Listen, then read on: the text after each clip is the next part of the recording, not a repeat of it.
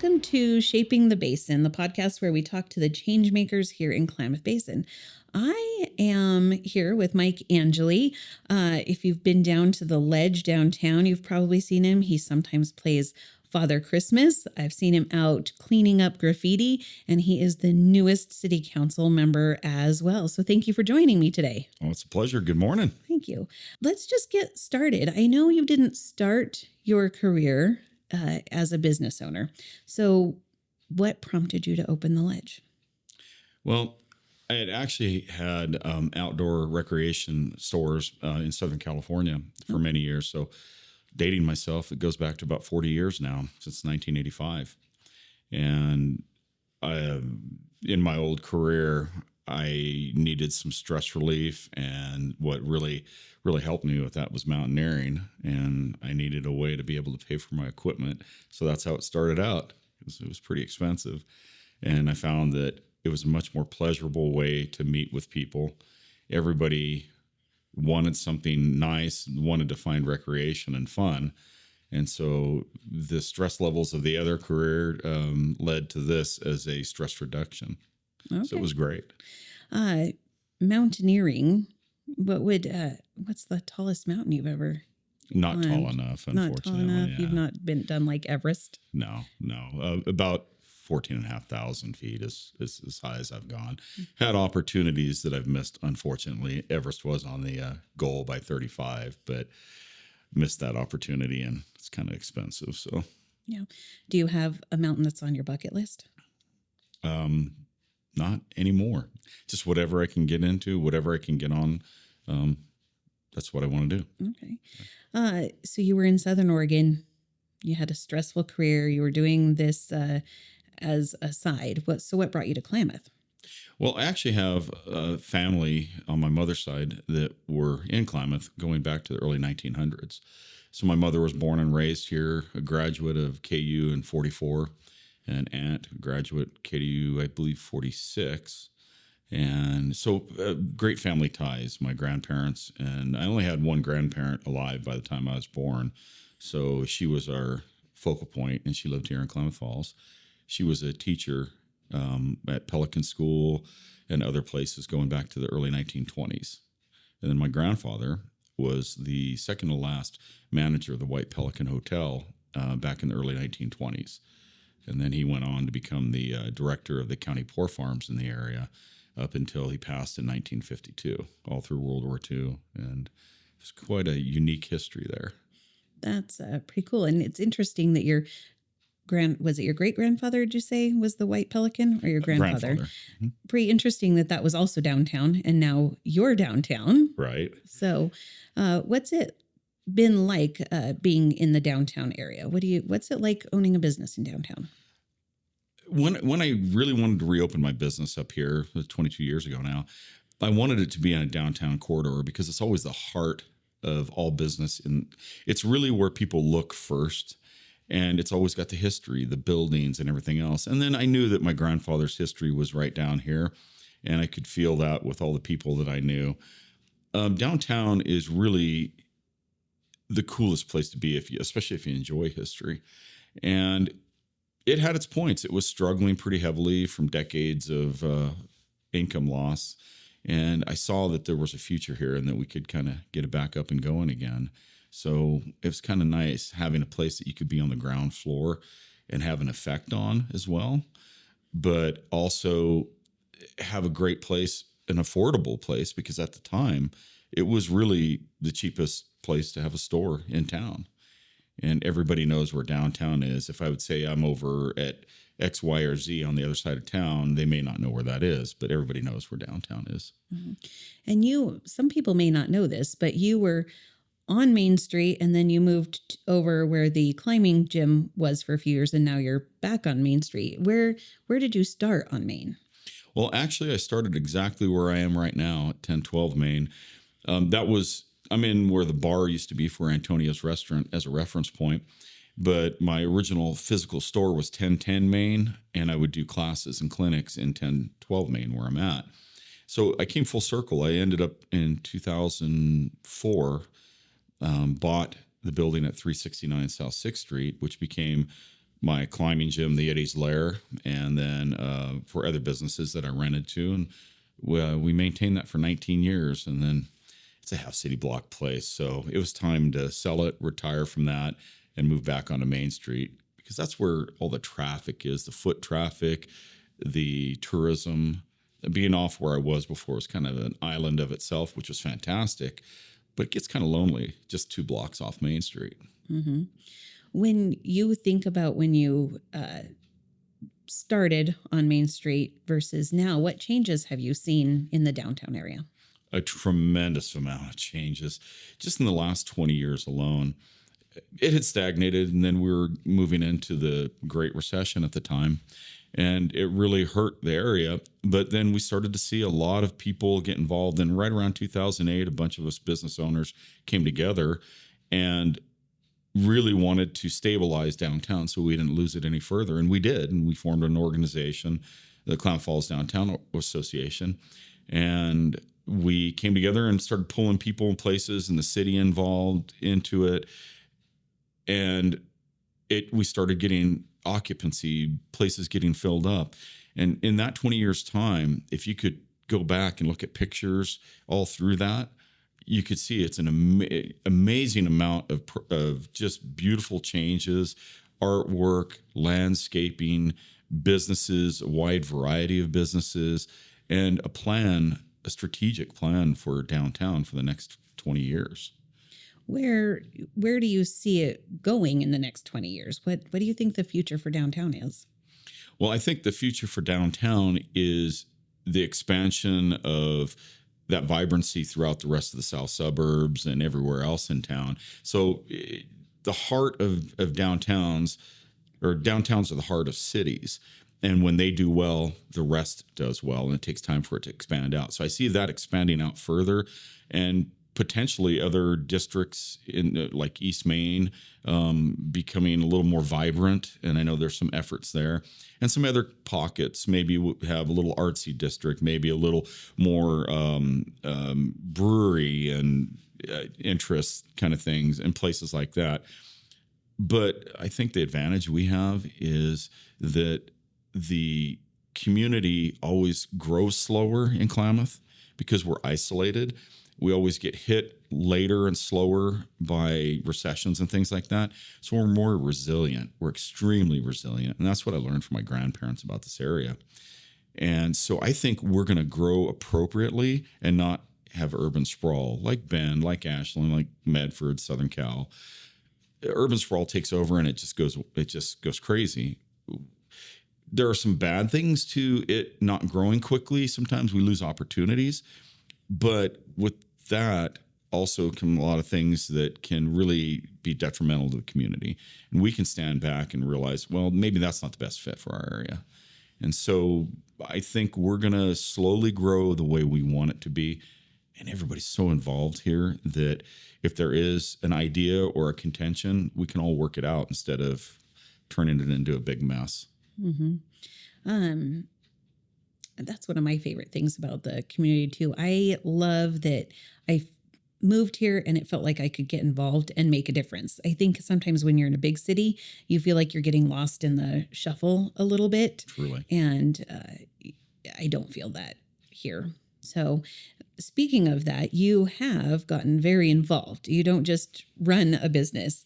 You volunteer. You're on the Downtown Association board. You're on city council. Let's talk about the Downtown Association board.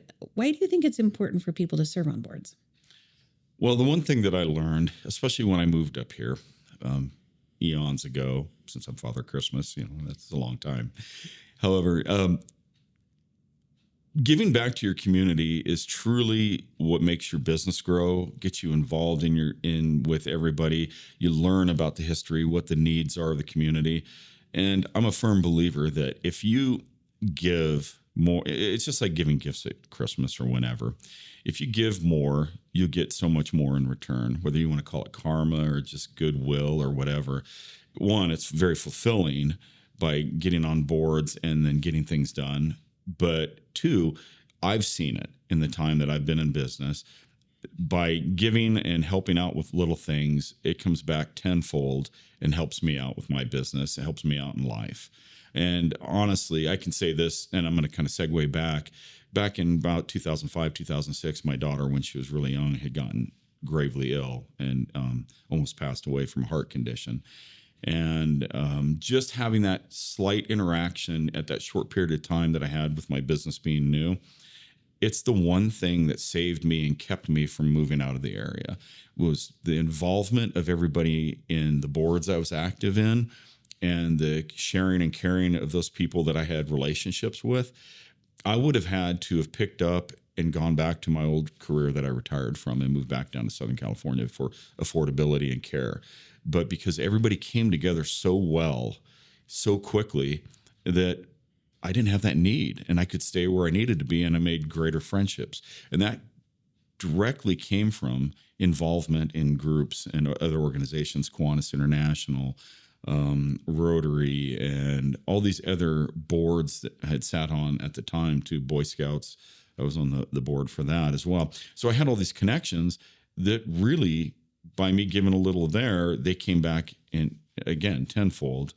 And I couldn't have gotten that anywhere else, not in big communities, because they don't have that community interaction. Right. It's fun. All of the podcasts I've done so far with everyone I've interviewed, everybody comes back to relationships and the connections that they've made through all of their service to community. Really, it boils down to that. What advice would you give to somebody that's thinking about joining a board? Well, pick and choose. There's so many out there, and there's not a shortage, or there is a shortage of volunteers. And there's so many organizations. One, pick and choose very vital ones that are passionate for you. Don't get on a board that you can't show passion for, because you're just filling a seat, and it's really a waste of time for them and for you. And you won't get anything out of it. Find something with your passion and get on there and carry your passion through. Like with the Downtown Association, that's ultimately been one of my main passions, and it's really, it flows through what I'm trying to do, and I'm always excited about doing it. When you lose that excitement, then you're not viable or functional for you and for the organization. So look for the ones that you want to be involved in and go forward with that and make it happen. And don't over-involve yourself. It's so easy to be on 10 different boards and be weak in all of them. Find 1, 2, or 3 that you can dedicate your time to, and go wholeheartedly into them and just give them everything you have. Said I'm all about it. Yeah, I'm all about it. Said I'm all about it. Yeah, yeah, yeah, yeah, yeah, yeah. Said I'm all about it. Yeah, I'm all about it. Said I'm all about it. Yeah, yeah, yeah, yeah, yeah, yeah, yeah.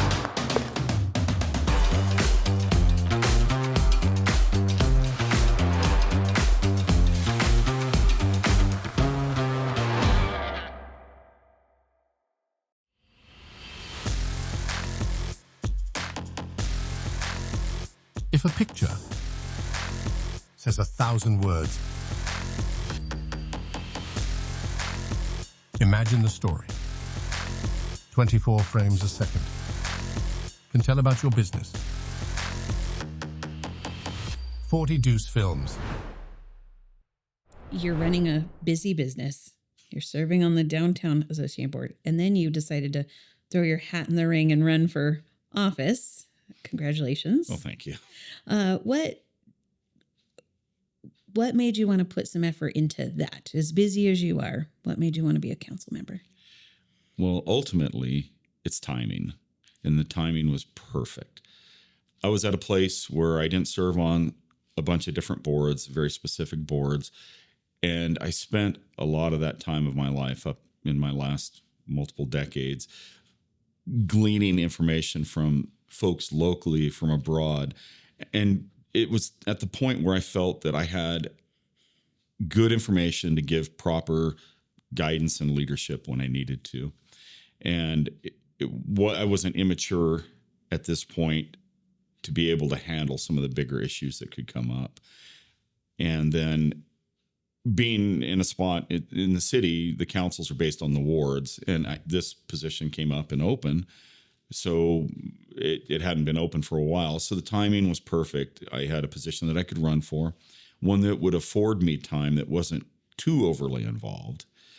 And it was part and parcel to the areas that I'm focused on. It was some of Mills Addition. My ward is kind of convoluted. So parts of Mills Addition, parts of downtown, parts of the KU area, and then up and over by the Herald and News building. So it was kind of right in my home area that I could really reach out and not get lost in. It was easy to work with. Yeah.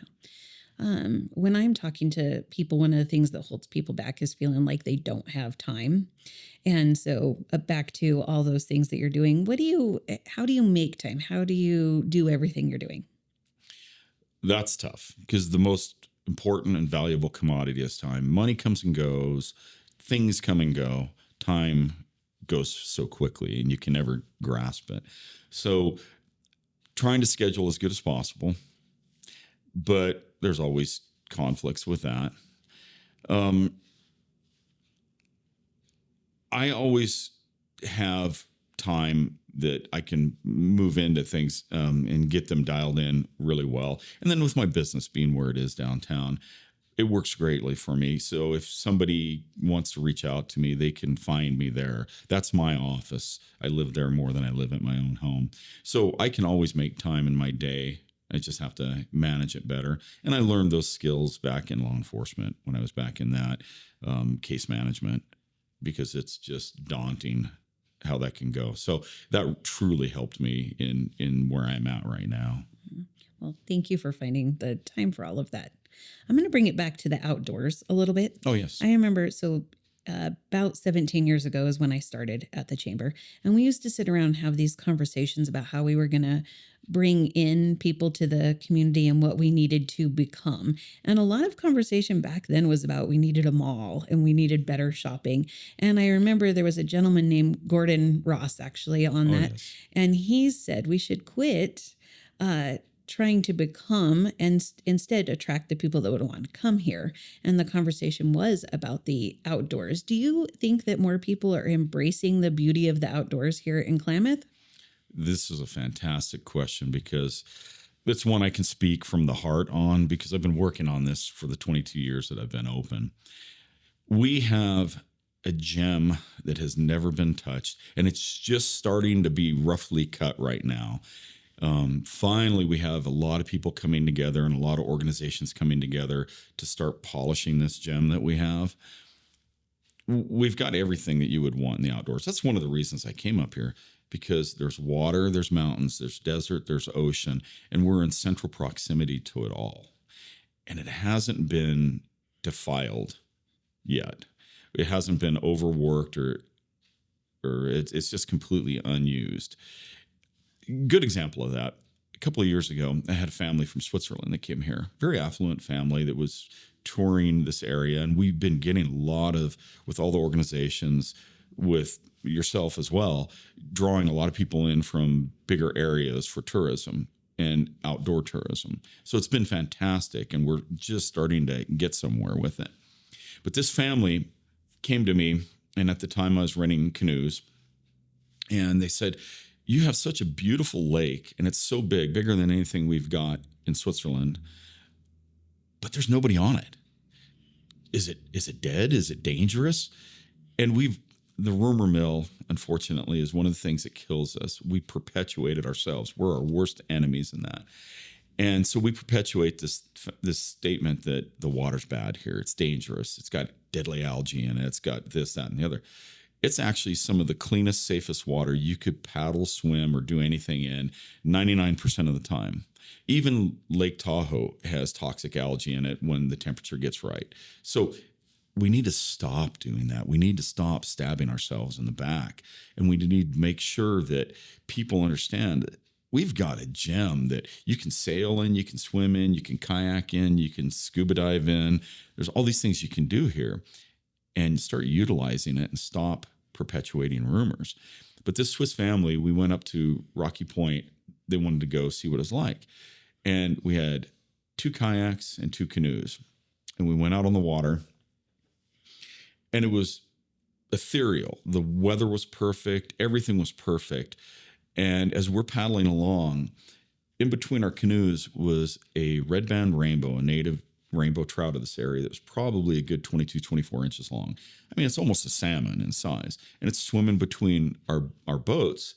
And then at the same time, an osprey, which was hovering, saw the fish, and it dropped about 50 feet like a torpedo.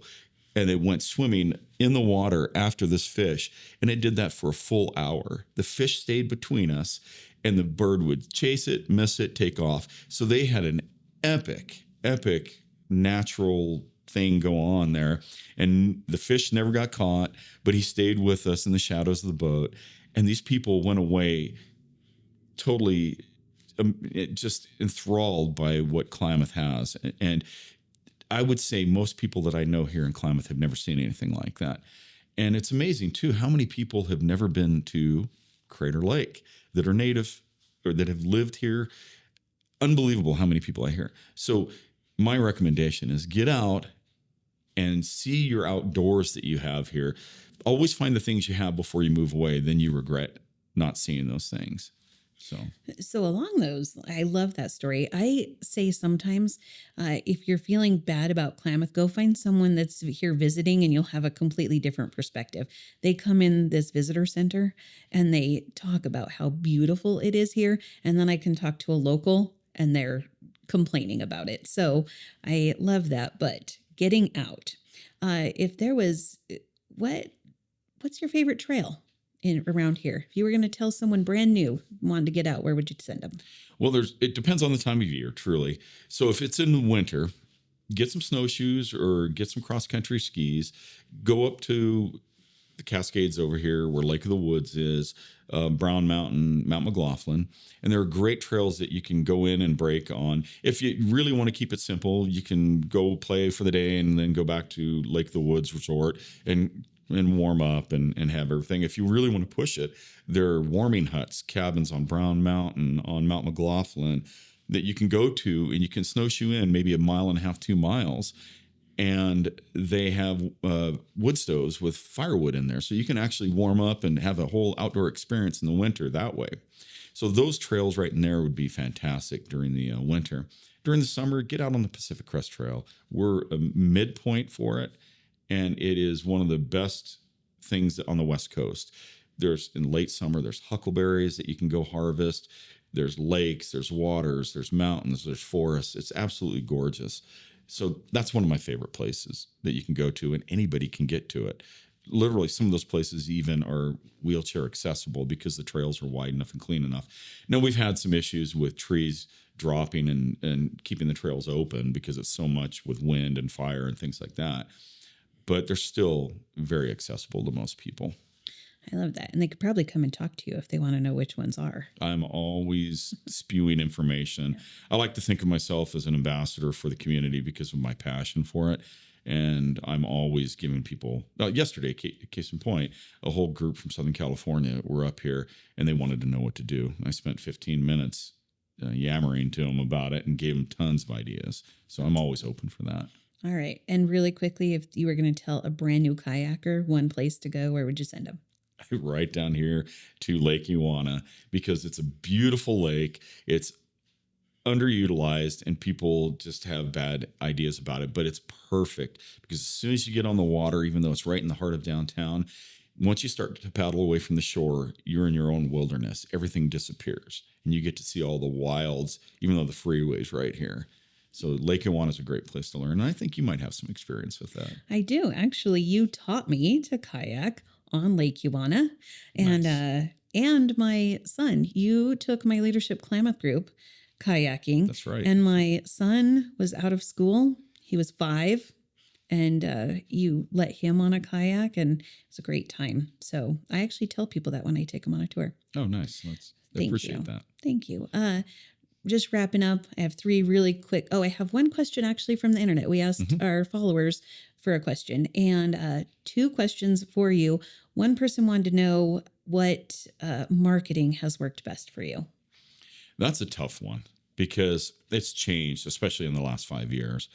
But honestly, the most important always, whether it was then or now, is FaceTime. And I'm not talking about on computers. I'm talking about having that direct engagement, involvement with people. So getting your face out there, be involved in any kind of events, outdoor expo like this last weekend, anything, or just getting out in the community. Part of your community work is getting your face out there and being known. That's the most valuable, cheapest, best return on investment. To these days, social media. It's incredible because it's on the most part free. You can try all different angles, and I recommend that to find something that suits you. But we're kind of in a place right now where we're shifting to the next level, which I have no idea what that's going to be. But right now, social media is working the best, as well as personal presentation in front of people. Perfect. The next question from our listeners was what advice you'd give to a young person trying to find their way? Oh, definitely. This one is a good one because this is what I've done for the last, even going back to when I was in high school.